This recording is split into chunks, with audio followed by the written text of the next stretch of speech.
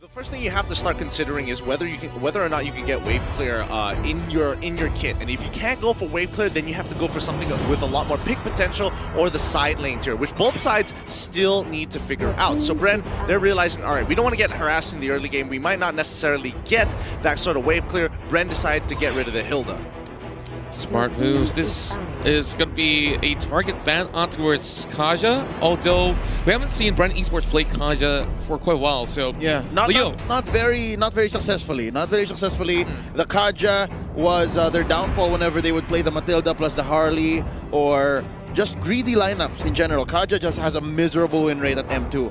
But right now, I'm guessing they need to choke out maybe and as well Ace. Oh, sorry, they need to choke out Ruby DD. Yeah, considering Bren Esports right now, how they're doing their draft, they're just banning out those heroes that will just stop Kartz from getting farm. But for the side of Burmese Ghouls, this is very specific. They know that Bren Esports would aim for Ace. They know that they have to protect Ace at all costs. Now, Kaja is one of those picks that just makes a lot of sense. A Divine Judgment is going to take down a lot of people, especially this is going to be a big threat if Ace just goes to the front lines. What about the Jawhead here? Because Jawhead has not been banned at the moment and it's looking pretty good, and it possibly will be a point of contest. But Burmese Ghouls is taking their time here, Gideon. Yeah, I would say either Jawhead or Chill, either or would be fine, but it looks like Burmese Ghouls is going to say, you know what, as long as you don't have wave clear, I don't mind if you want to play for pick potential. Our macro is just going to be have to be a lot cleaner. So now Bren have the options here. Okay, I could look to get one of my side laners and go in blind, and that's not exactly the best against the Burmese Ghouls. As we have seen many times before, they like to make sure that they have at least one winning side laner to play off of, and most of the time, that guy goes into the side lane. Yep. This is good. This is good. Bren Esports, I think they made the tough call of the lesser evil. What do we focus on? The counter for the tank, or revealing our gold laner first, and then Burmese Ghouls can finish up strong? I think the Burmese Ghouls need another tank, and there's the Jawhead, and they need one more side laner. Butters. This could be... I'm actually lost for heroes right now in terms of the side of Burmese Ghouls. It seems like they just play everything in the meta. Now, knowing them, they would just go for something with magical prowess or with a mage side lane. The Esmeralda was banned, so this is going to be a Harith. You're absolutely right, brothers. I mean, they wanted to go for Magic, and the only one that seemed viable at this point in time since that Lunox was banned was going to be the Harith. On top of the Burmese Ghouls banning out the Farsa as well. So, good call there. But finally, Bren Esports, now they have to make a decision here. Do they want to run a double marksman composition? No, they need a hero here for Lusty. Lusty needs a good hero, I'm guessing. Trusty Lusty Cho. You can also go ahead. Oh, yeah. He was looking at Atlas the other day, so Atlas would be okay. Oh! Good call, good call. Lusty! That's on the house. I'm here till Monday. Oh, man. Oh, boy. Oh, boy. It's like a little birdie just chirped in your ear and say, okay, let's bring in the Fatal Links. Oh boy, I can't wait. I can't wait to see how this game is going to go. It's very team fight heavy. Both sides have a great way to kind of scale in towards this game. Pseudo counters on both sides. Though I will say that the Burmese Ghoul have a much more powerful level 4 in comparison to Bren here, who is going to require to have to set this fight up in the right place at the right time. Whether or not they're going to have that kind of pressure, different story. I agree. Bren Esports needs to know when to not give that turtle. They should be fighting for this, and I think both of these teams are ready. These two teams definitely are ready to take each other on. Are you on the Philippine side or are you on the Myanmar side? As Burmese Ghouls will be having this feat of a best of 7 against Bren Esports. We will find out who will be the grand champions after all of it. Starting from game number 1, we'll see how well will they adapt in the land of Dawn. It's your casters here on the desk. Butters, Gideon, as well as Leo. Welcome. All right, it's time to get the show on the road. And now let's look at the lane assignments here, because it's very important that they get the counter matchups on either side. And it looks like the Baxia is going to be meeting up his boy with the Yu Zong down in the EXP lane, while in the gold lane it's going to be Alice and the Harith. Brenton going to be starting off on their purple buff, while maybe looking for the distraction. Ooh, this is maybe just looking for that Ejector on the purple. He did take smart missiles, though. Oh, all right. So he's just going to try to steal, clear wave, bother them maybe. Going to be using the Cyclone Eye right on through. Flapteasy has lethal intentions, goes for the stun, misses. There's no damage here, but puts maybe at pretty low health. So yeah, that's the tank of Burmese Ghouls out of commission for now. I like the reaction of Flap just going in for that first kill, running over Maybe. He forced Maybe to use the flicker. There might be a pull yourself together on his side, but at least it goes down for a couple of minutes. I mean, interestingly enough, I'm looking at Flapteasy and I was thinking, maybe he's going so hard because he has the execute. I double check it. Boom, he's got the rejuvenate. So again, Bren is showing a lot of respect to the Burmese Ghouls, knowing that this is going to be all about that team fight. Yeah, Revitalize super important in this matchup. Like, you want to outlast the Yuzhong, and you want to make sure you're putting as many marks and making it as hard as possible to sustain a team fight. Now, Karlteasy here has both of his buffs, so the initial thought of invading and making Karlteasy's life hard before the first turtle, the second minute of the game, is out the window for Burmese Ghouls. They have to find another way of attack. Now we can see up on top, Rebo here getting harassed a bit by Harith, and that is one of the things that Harith can do. The flowing blood can be easily dodged by the Chrono Dash, so it's not gonna be a problem for him. Now Karl pulling that trigger on that Blazing Duet to clear the wave.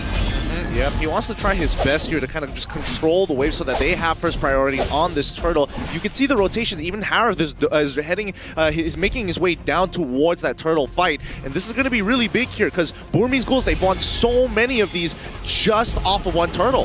This is Karlteasy going for the purple, and I do believe after Flapteasy pushes them off, they're going to go for this turtle. Now, that's few going to be pushed in by Ruby DD. Oh, Karlteasy gets invaded in by Ruby DD, and that's going to be the turtle taken here by Ace, and there's not much Bren Esports can do. Flapteasy sure pops the Poisson, but for so long, how can you survive this? Oh, he's still in it. That's a nice dash. He saves himself, and that's going to be just the first blood and the turtle. Oh wait, Burmese Ghouls, they're not going to force it. Instead, just going to go for a few hits on the first turret. Great save coming from Few there. If he wasn't there, at least then he would be going down and giving another kill over to the Burmese Ghouls. But this is what BG kind of play for. First turn, get that extra gold, make things work. Oh, here we go. Butters, check it out. And look at this, the Unstoppable Force will be forced, but still maybe won't go for the engage. They don't have their ultimates, they don't have their spells, and they are just forced to back out. It was a bit of a, let's say, they're trying to just scare out Lusty to not follow them. What's happening here up on the top side?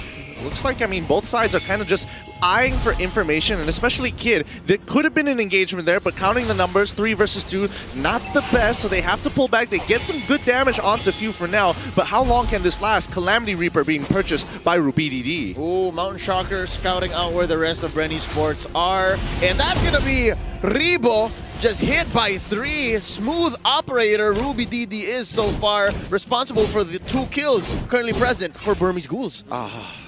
And Ace even stole the crab coin that Karlteasy was taking on that top lane with the Mountain Shocker. So things are going great for the side of Burmese Ghouls. Maybe. Maybe looking low. Oh, that's the first pick off. Few gets it. And this is some redemption for Bren Esports. Like, they can at least take the purple. And yeah, we are about 5 minutes in for 30. 1,000 gold ahead. I mean, is it some? Because again, they're losing pressure across the map, and now Burmese Ghouls are looking to continuously attack, and they are destroying the shields. They've already completely cleared off the barriers coming in from that topside turret. Few, he gets on out of there. He doesn't want to, you know, put himself in any more danger than he already is. The Burmese Ghouls only up by 700 gold, but they could double this off of a single kill. Bren Esports, they should look out for the pickoffs that Burmese Ghouls are going for. Yep, on angles the Burmese Ghouls want to go, and that's Few getting blasted out, but Ace from the back lines getting caught first. That's a trade currently. The mid support for the core and the tank, and now Flapteasy still has the Poisson, gets caught in there by the Dragon Tail, knocks him out, and the fight stays here near the turtle pit. Now Lusty trying to make sure that they all stay put, and Kaltiti trying to take this, and he does it 1-for-1 now. An injector onto one. Rebo going into the back lines. He is going to retreat. RubyDD once more. That's the disengage. Oh, RubyDD, he needed to target a single person. He drops down the Zaman Force and he got splits in two. He wants to go for D, but then Kaltizi's in the back. Which does he go for? Bren Esports know that Burmese Ghouls have the team fight on lock right now for the early game. What they are doing right now is this: they're trying to get the small victories. Get the turtle, don't overextend, do not engage him as much as possible. It's their time now. Just scale for a bit, wait for the proper timing to fight, and Bren Esports are doing it well. Can they get more though? Can they push this advantage that they have here? D needs to get out of there. Oh no, Rebo, he gets caught by the Imperial Justice. Great play coming in for the Burmese Ghouls, and a huge counter item here. Necklace of Durans just to stop the healing coming in from everybody on the side of Bren. And they want to go for another pick onto Lusty. Wrong place, wrong time. On the bottom lane, there is another kill on Flap Easy, and bodies are going down on the floor just because Burmese Ghouls, they really like these pickoffs.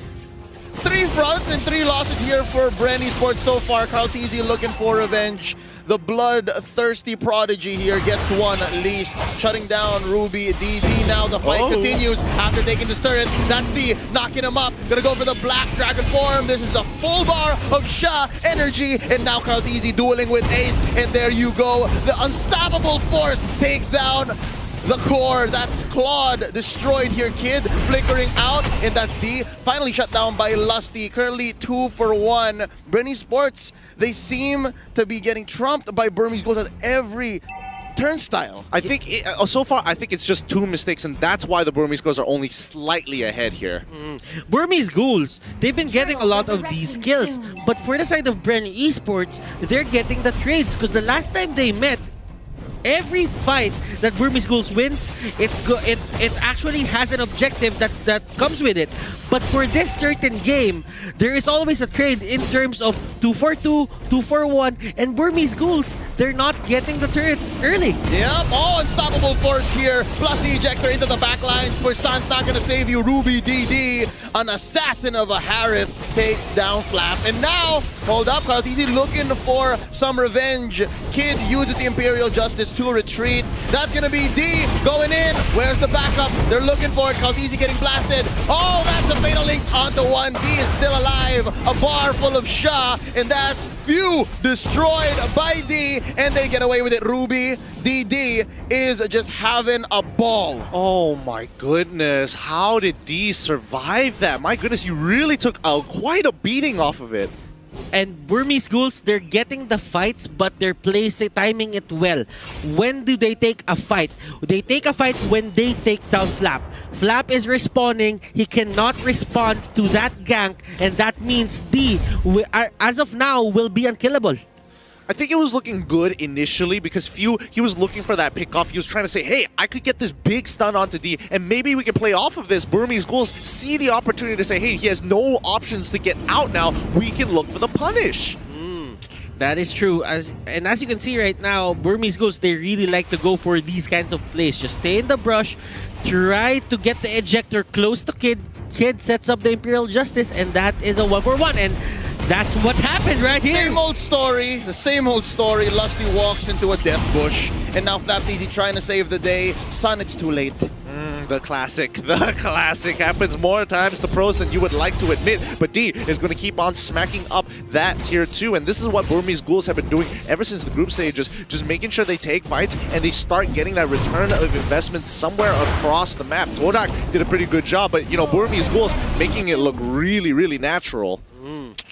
Bren Esports, they should be looking at that Lord, maybe not give it to Burmese Ghouls as of the moment, because when they do, that is going to be all of the outer turrets down, and probably one inhibitor turret on their side is going down as well. FlapTZ hit there with the ejector, but it's going to be a non-starter. Real quick, item check.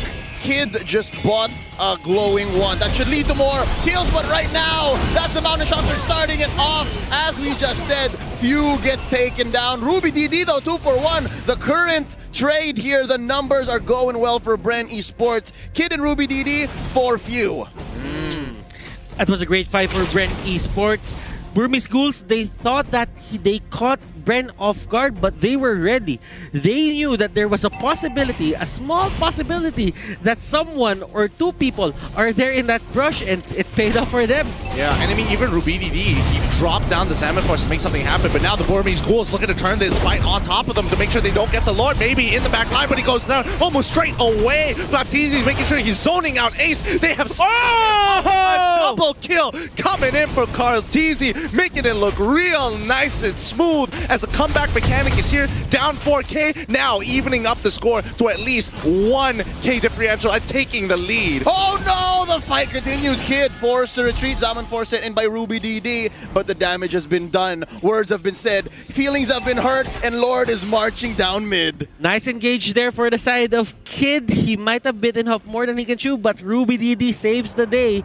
They cut their losses to a minimum. Check this gold graph out. At least we get a better idea, because again, when we were looking at the Burmese Ghouls, they were almost reaching that 5K mark, and that would have been a really difficult position to get, especially when it was about 7 to 6 minutes of the game. Now things have changed, and they're looking to force it harder. Yep, they're pushing this mid lane turret. Mission accomplished for Bren Esports. Ruby DD takes a few hits from Lord. The swing of the axe chunking him off to about half health, and there's another push up top. Wow, how the tables have turned. Burmese Ghouls now feel the pressure from Bren Esports. And look at this, all turrets, all outer turrets for the side of Burmese Ghouls are going down, and for the first time in forever, I'm seeing Burmese Ghouls defend their own turrets. I mean, don't hold your breath for too long here. This is going to be the Lord power play. Red going to force the situation here. D trying to disengage the entire team to allow time and buy space for Ruby DD to drop the Salmon Force, and Bren Esports, they call it. They see what's going on. No, I will not let you choose this fight. And maybe he's not done with it yet. The Unstoppable Force is going to get punished with the Circle Eagle as the rest of Bren Esports push him back into the Toys Poissons as a recommendation to stay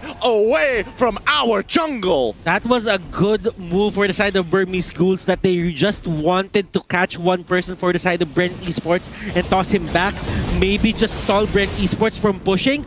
But Burmese Ghouls, the execution right there didn't really work out for their side. Just because Bren Esports, they were ready and they know that that will happen. Oh, Flap Easy here picked off by Ruby DD. They get their comeuppance, and it's not for free. Butters. Divine Crystal and Divine Glaive and Holy Crystal, not Divine Crystal, goes up for the mages here on the side of Bren Esports. Oh, D with that Black Dragon form, and we're looking for a big engage here. That's going to be the... the Blazing Duet takes down the Kid with Few putting in the last touch. Now D here, caught in no man's land.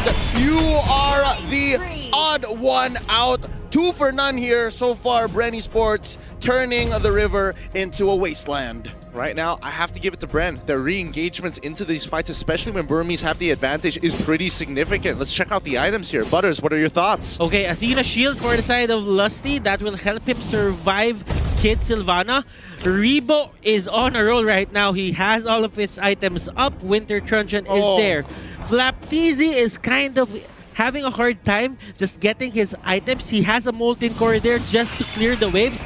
For the side here of D, he doesn't have, let's say, a Blade of Despair just to add extra damage. Ace here still has 4 items only on his belt. I mean, with the items in the position that they are in right now, Burmese Ghouls, 39k to Bren's 43. Bren just hit their power spike.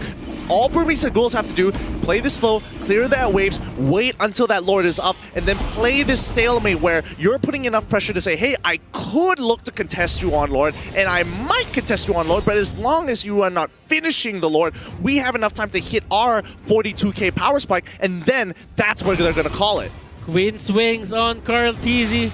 He might just tank some of the damage. Oh, here. The fight has already started from the back line. Ejector on the Flapteezy. He pops the Poissons, and that's D taking quite a few hits from that. Mountain Shocker gonna be an incentive for Bren Esports to back out. That's gonna be from the back lines, baby. Getting chonked. Oh, this is going to be the pit helping Bren Esports out. That's a double for Bren. Make it a triple. It's 1 for each of the Teasies. And right now, they are primed for the second Lord take. Mind you, this is Luminous. Oh no, this was a very poor choice for the Burmese Ghouls to actually initiate on that fight. They said, hey, maybe we can go back in. The Toys Poissons has been wasted, and D, he's got a little bit of health. He has max on his passive, so he could heal back up. Unfortunately, RubyDD can't get into the fight. You want to fight on these neutral objectives, a place where you have a lot of places to abuse your Chrono Dash and kind of outmaneuver your opponents.